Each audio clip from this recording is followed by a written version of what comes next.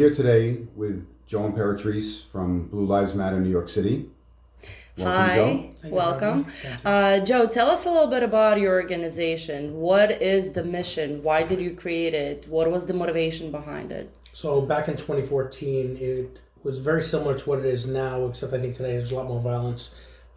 We had Ferguson, Missouri. We had my hometown of Staten Island, New York, with the Gardner situation. And every single day on the front page of the paper, the media was bashing the police officers about how bad they were.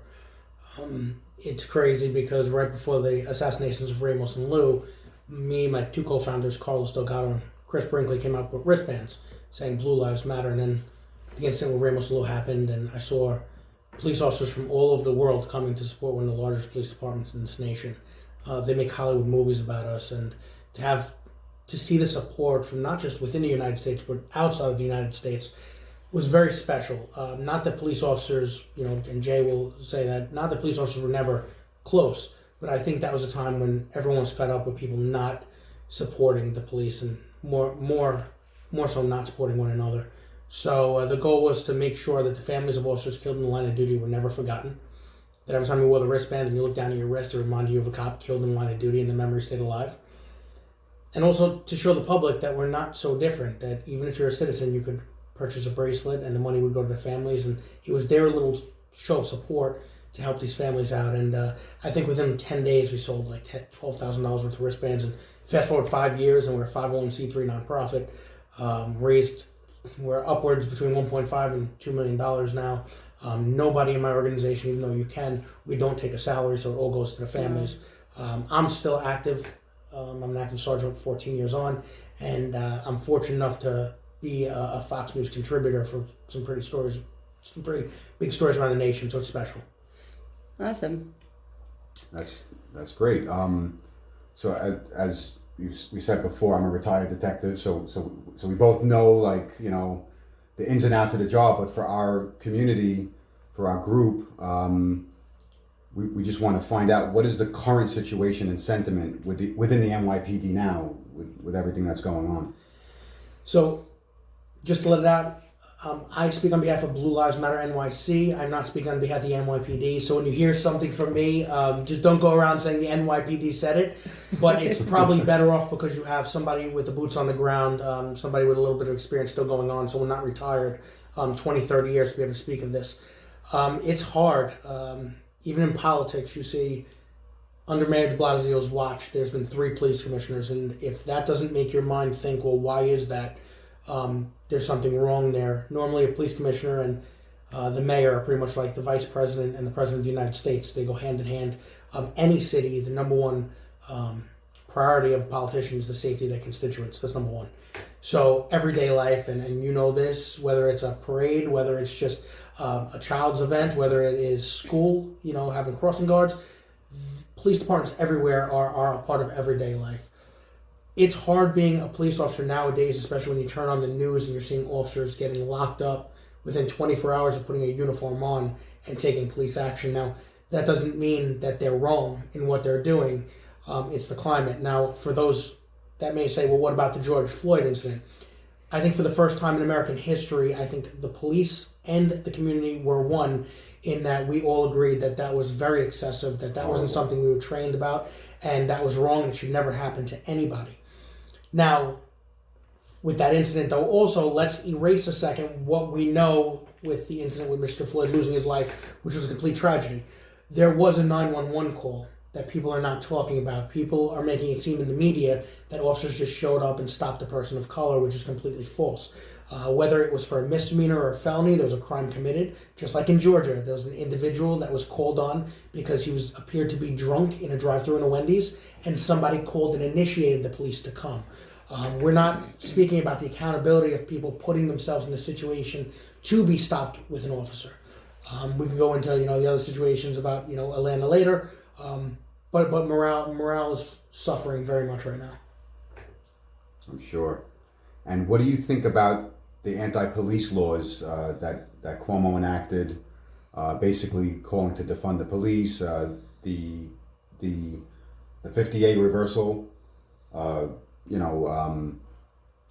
do you think about that? Will it make New York City less safe?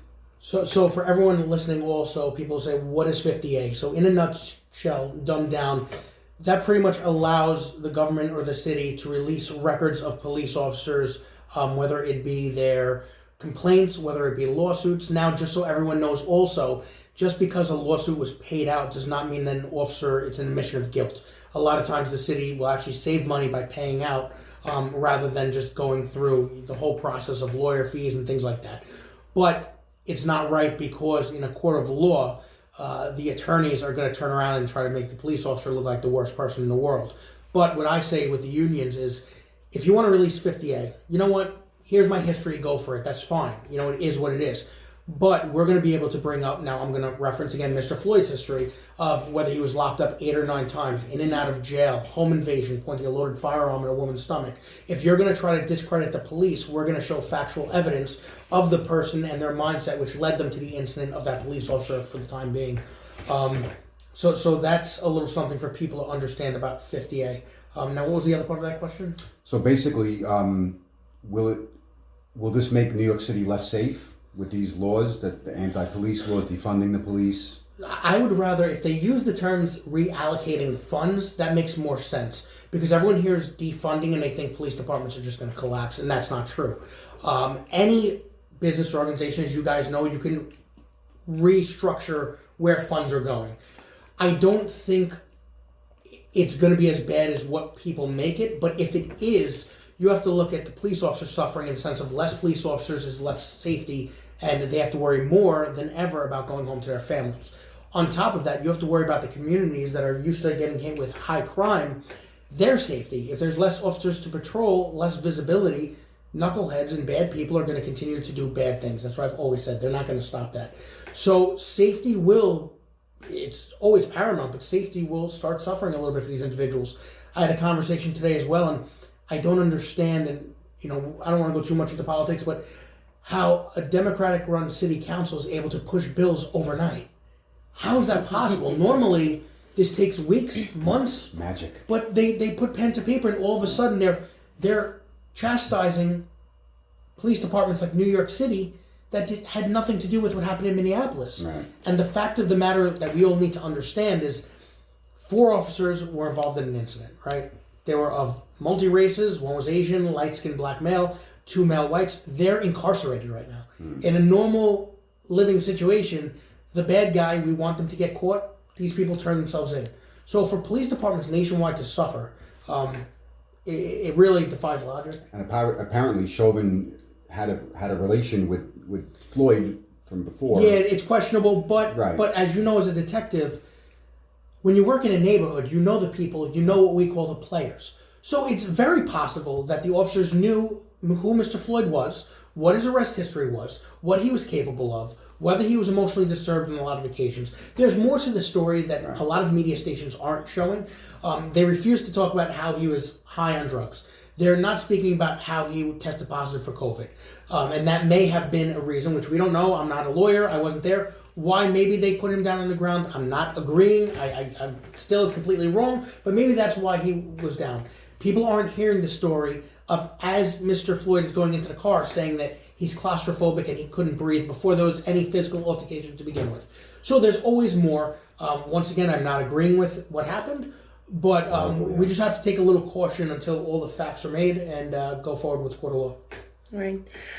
So there was a division of plainclothes anti-crime officers of about 600 people that was disbanded, and I think a lot of people have a misconception about what happened to those officers. A lot of people think that these are just 600 people that were fired and they can feed their families now. Can you please tell us what happened to them? So what they're going to do is they're just going to reallocate those resources into whether they want to put them in a detective bureau, whether they want to put them in the community policing aspect, or patrol. They're gonna speak to them and give them the option. Are they having pay cuts? No, that has nothing to do with them. So, But what I don't understand is, in a normal civilized nation, when crime is going up, you don't take police resources away. Right. That's what I don't understand. Anti-crime, I did it. Jay more than likely has been around it, has done it in the past. That's one of the most important jobs and one of the most dangerous jobs of a police officer. Anti-crime means you're trying to stop the crime before it starts. Right. You're trying to stop the person breaking into vehicles, going into somebody's window, committing a robbery of someone walking home, somebody that may have had a weapon on them that's about to shoot somebody or commit a felony crime.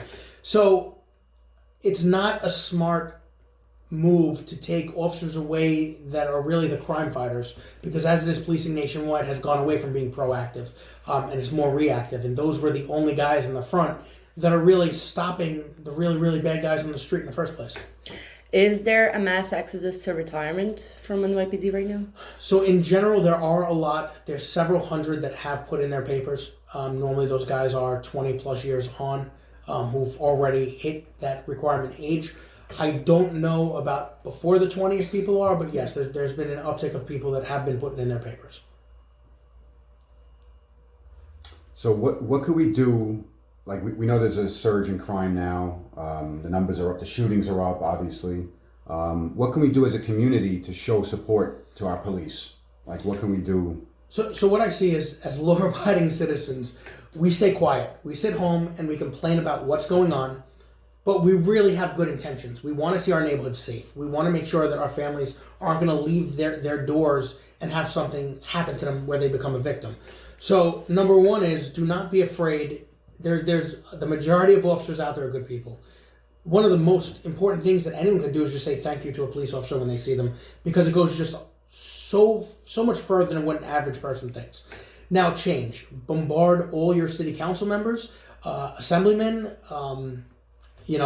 any politician you could think of. Bombard them with how you feel that your family isn't safe and how the surrounding people in your neighborhood are not safe. On top of that is, I would bombard your city council members, assembly members, any politician that you know of with how you don't feel safe in your neighborhood, how the officers are doing a great job, how the majority of them are good, and that neighborhood shouldn't have to suffer because of this political game and gain for some people. And others, I spoke at the Young Republicans Club in Staten Island, and it's great to know that older generations are going out and voting, but we need younger people, whether they're in their 20s or 30s, to go out there and really make a statement, because that's the only way we're going to change. My opinion is you can't have more and more people like AOC going in there with no life experience whatsoever. The Democratic Party, just in general, it's not even Democrat anymore, it's completely socialist. We've completely skipped over Democrat and liberal and went to socialist. Their agenda is pretty much, if you don't agree with the type of person they are, well, you're racist and you're sensitive and we're going to make your life a living hell. And nobody in America, this wasn't what America was founded on. Everyone should have a say, an opinion, but to do it in a respectful manner. And overnight, it's going the opposite way, and we can't have that. So there is a rumor of a blue flu on the 4th of July. Can you comment? That's all it is. We've heard of things in the past, what happens and what doesn't happen. These are just rumors that go on. People don't need to worry. Officers will always be out there to make sure that someone that really does need help is going to be getting it by the police. That's why they're there. There are ways that officers should start sticking together and looking out for one another, just to make sure that their safety is number one. Just making sure that your jobs are handled correctly and to not put themselves in harm's way. But the public shouldn't have to worry that there's going to be no officers out there in case they need them. Now, the current situation with fireworks, which are illegal, my children can't sleep because of that. I'm sure it's the case for many people.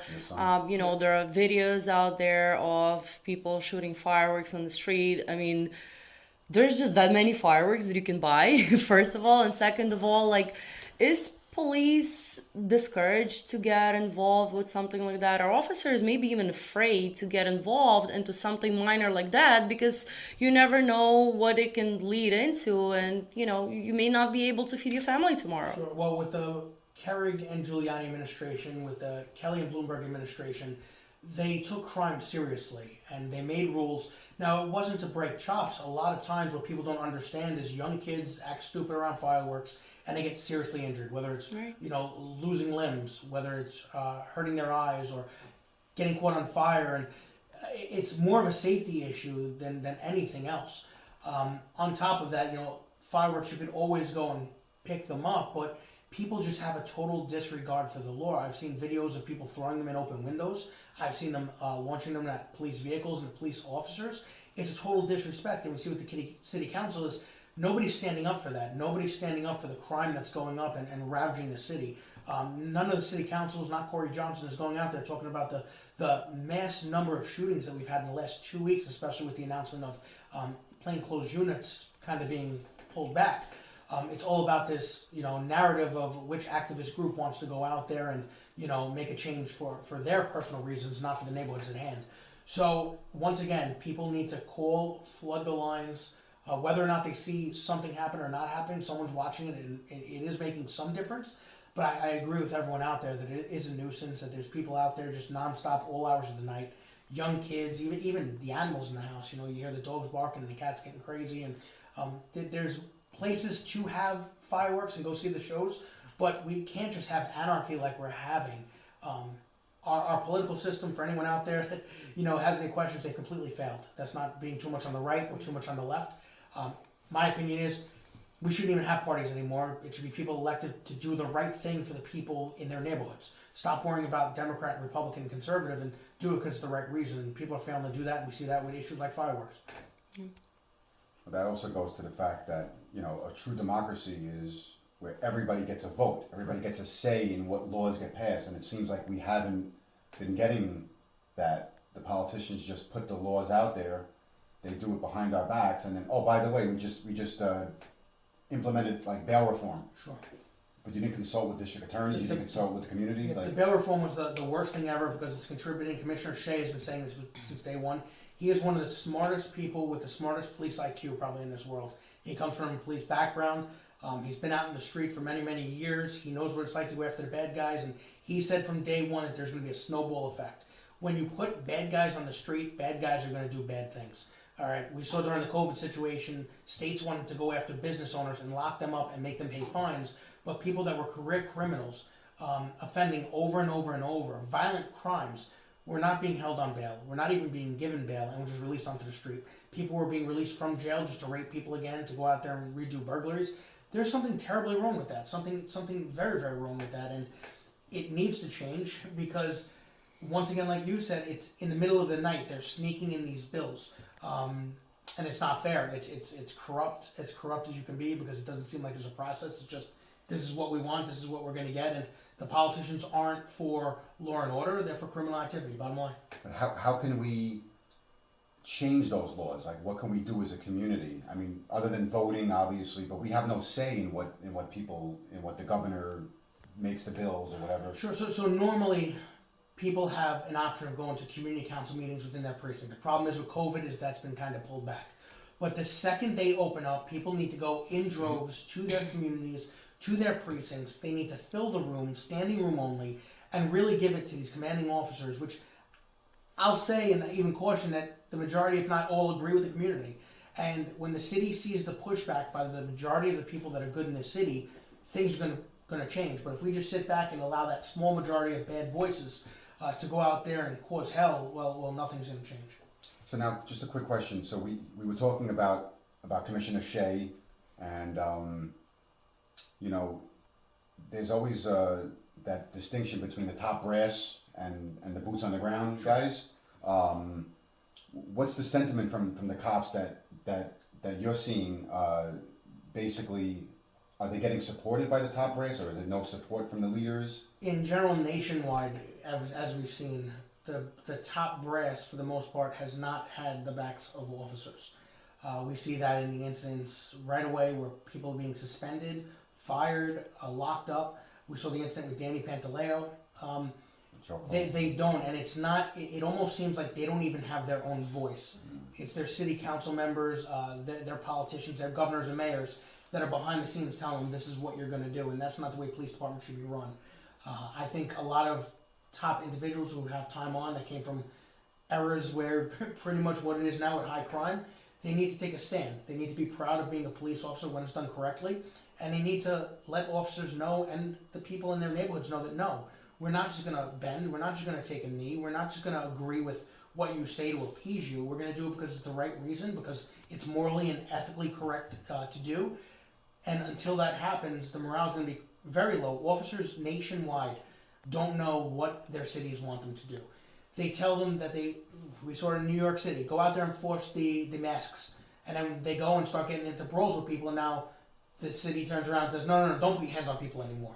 And then it's, well, go out there and enforce this law and that law, but then you're getting in trouble because bad people fight. Bad people don't want to go to jail. It's just the truth. And they're going to give you a hard time, especially when they see in the news your politicians stand in front of a podium and spewing nonsense, agreeing with the bad guys. They're going to think they can get away with whatever they have to do. And there was a video recently from Queens, I believe in the 100th precinct, and I wasn't there. I can't agree or disagree or say who was right or who was wrong, but I do know that other than that 30-second clip, there was about 15 to 20 minutes of 3 individuals, possibly high on drugs or intoxicated, completely belittling and abusing police officers. Provoking them. Correct. And at one point, an individual goes to pick up an object which could possibly be used to endanger the life or harm an individual or a cop, and they take action.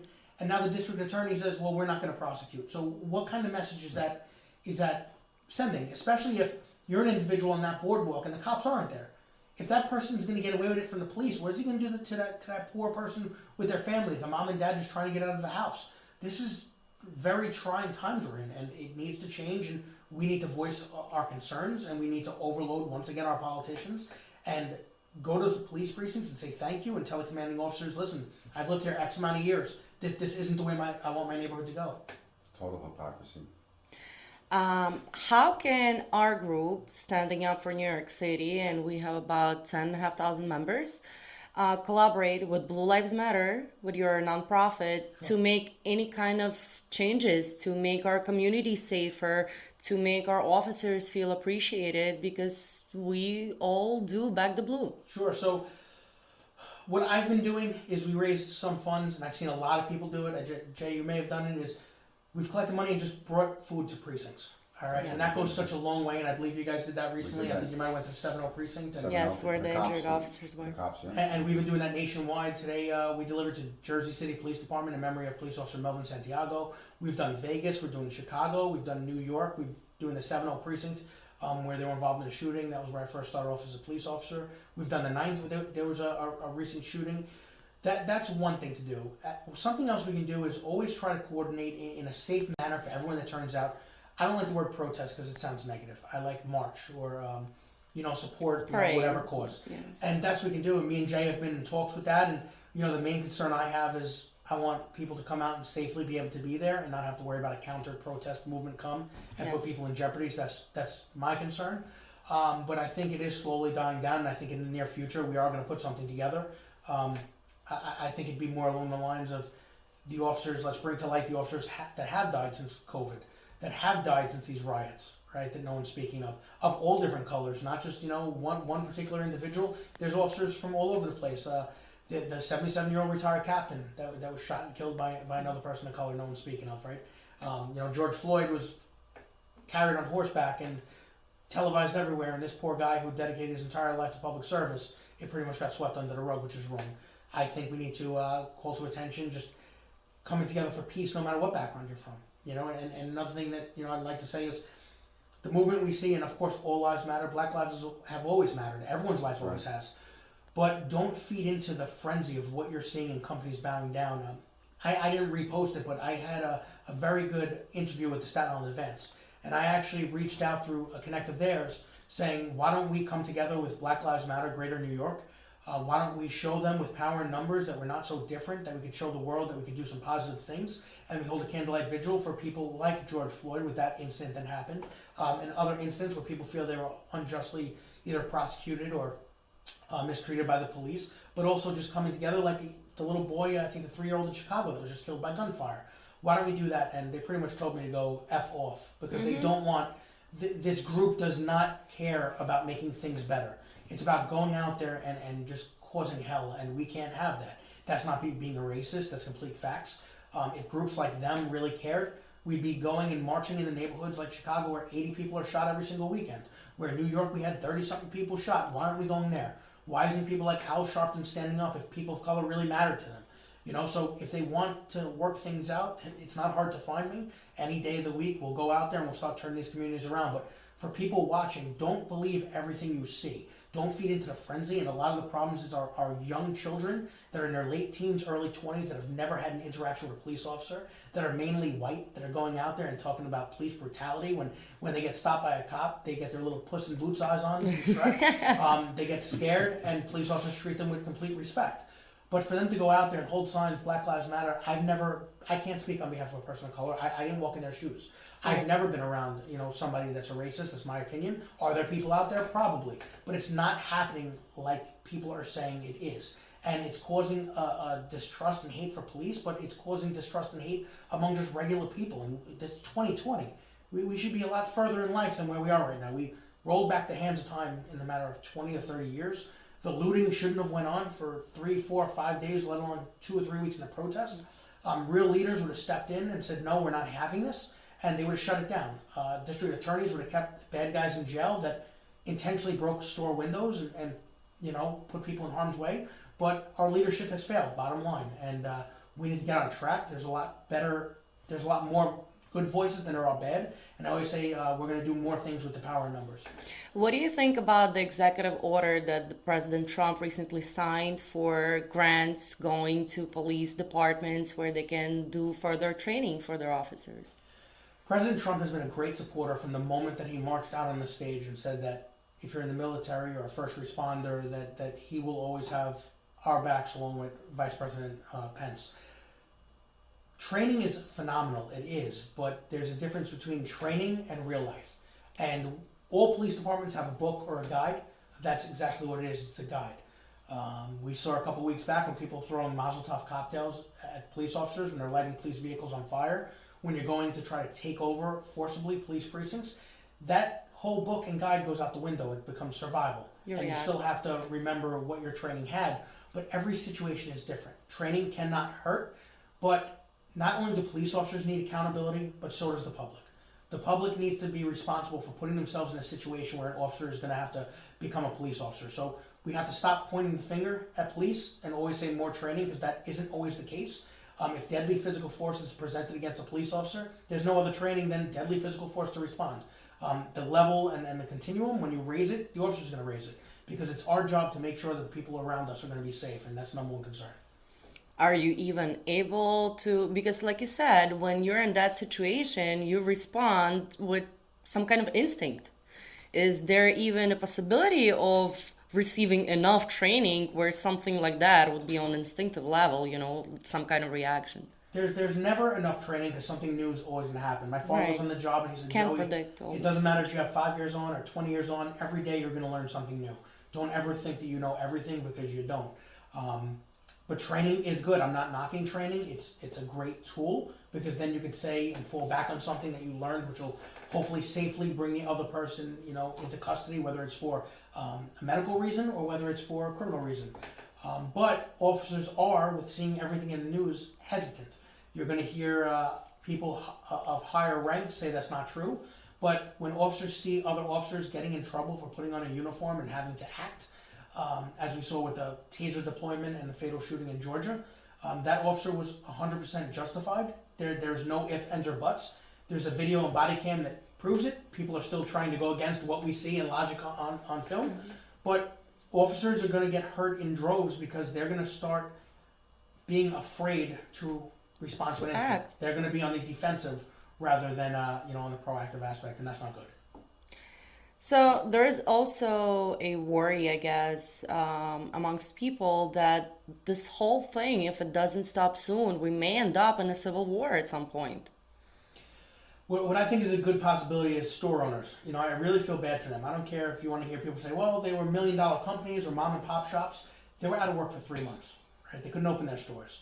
And now they find out that these rioters go in and break their windows, take their items, and a lot of insurances don't cover stolen items.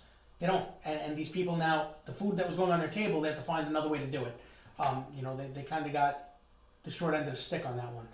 I think store owners nationwide are going to start sleeping in their stores the next time something like this happens, and take things in their own hands, because I believe the Constitution, there's laws saying that people can defend property to a certain extent. I'm not talking about officers. I'm just saying people in general. They're not going to stand for it. They're not going to have someone ravage their life and then get away with it. So civil war, it's a long shot. Is it a possibility? Yes.